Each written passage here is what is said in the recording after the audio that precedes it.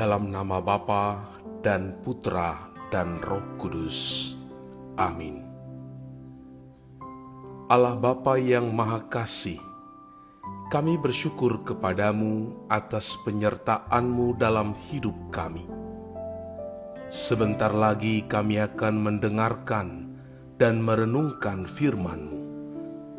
Berkatilah kami, agar kami mampu memberi hati dan pikiran untuk merasakan kehadiran-Mu dan sapaan-Mu lewat sabda dan renungan hari ini.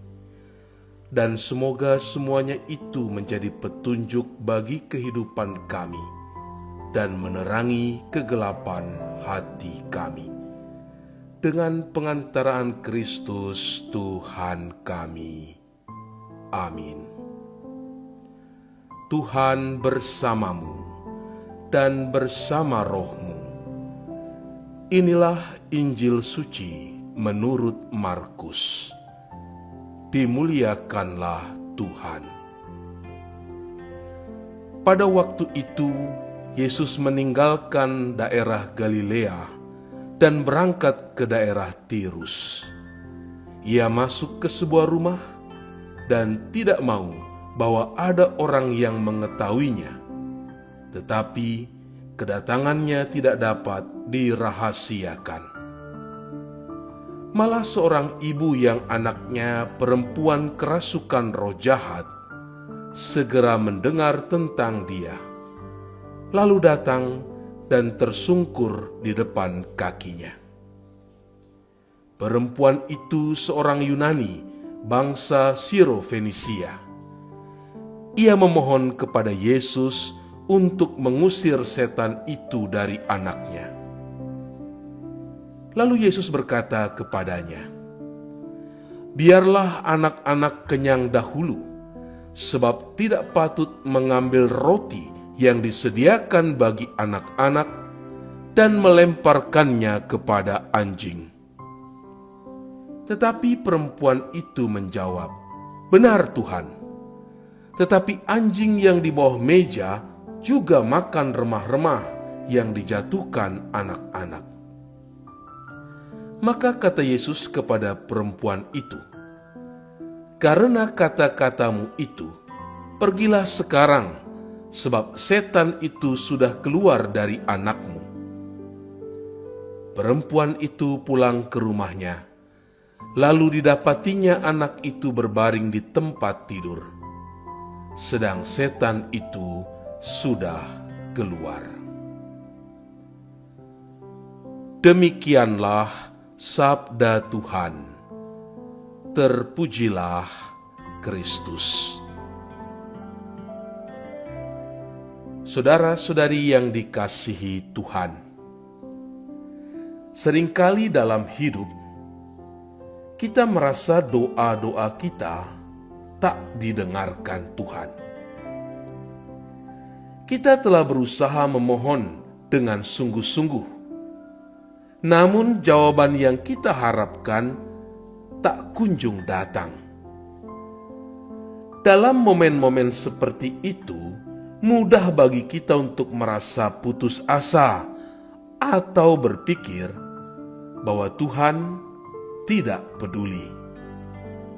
Namun, apakah kita benar-benar yakin bahwa Tuhan tidak mendengarkan doa kita?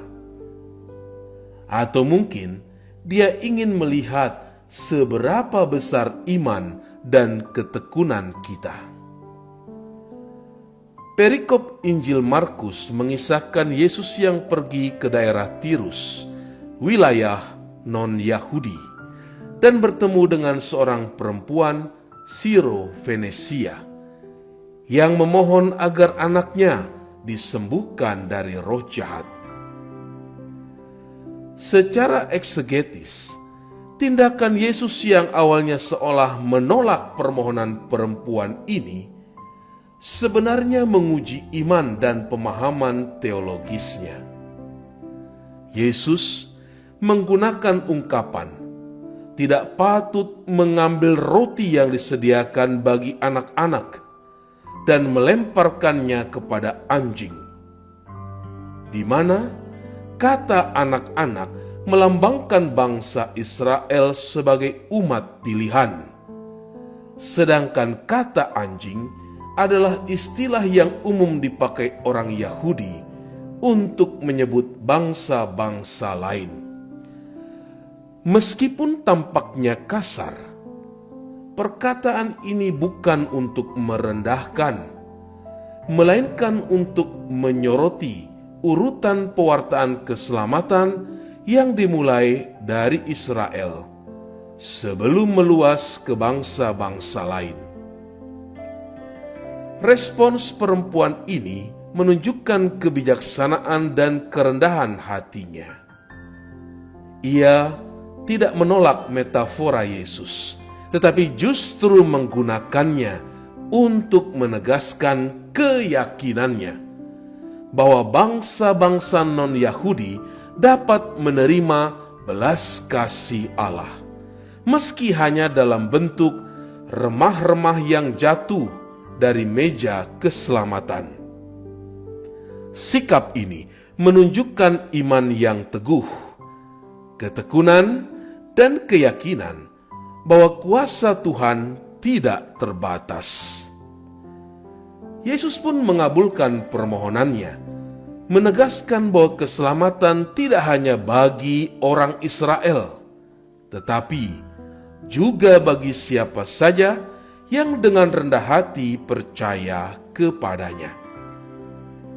Kisah ini menggambarkan bagaimana iman yang gigih, ketekunan dalam doa, dan pengakuan akan belas kasih Tuhan membawa keselamatan, sekaligus menegaskan bahwa Yesus datang bagi seluruh umat manusia tanpa memandang suku atau latar belakang mereka. Saudara dan saudari yang dikasihi Tuhan, kisah perempuan Siro-Fenesia mengajarkan ketekunan dalam iman dan doa. Kita diajak untuk tetap percaya kepada Tuhan, meskipun doa kita tampaknya belum dijawab. Jangan mudah menyerah saat menghadapi kesulitan hidup. Kerendahan hati perempuan itu juga menjadi teladan bagi kita. Kita harus menyadari bahwa rahmat Tuhan bukan hak istimewa, tetapi anugerah yang diberikannya dengan kasih. Sikap rendah hati dalam menerima kehendak Tuhan sangat penting. Selain itu, kisah ini mengajarkan bahwa keselamatan untuk semua orang.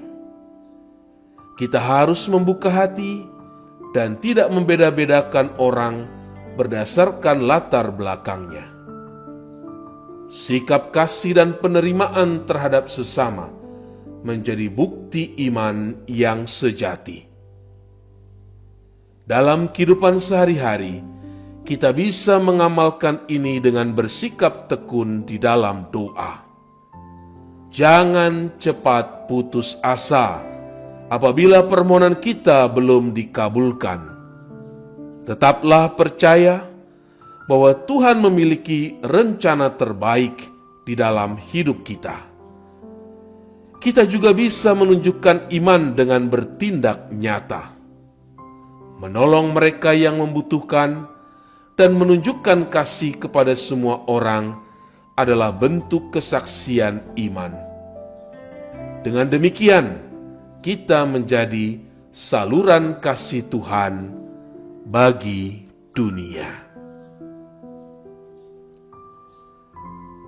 Tuhan Yesus Kristus, tambahkanlah kepercayaan kami bahwa Engkau sungguh mampu menyembuhkan segala penyakit dan kesusahan, sehingga kami semakin bertekun memohon kepadamu.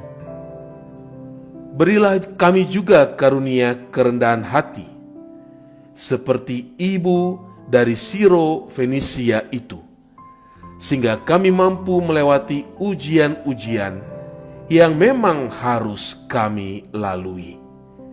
Sebab Engkaulah Tuhan, dan pengantara kami. Amin. Semoga saudara sekalian dilindungi, dibimbing dan diberkati oleh Allah yang Maha Kuasa, Bapa dan Putra dan Roh Kudus. Amin.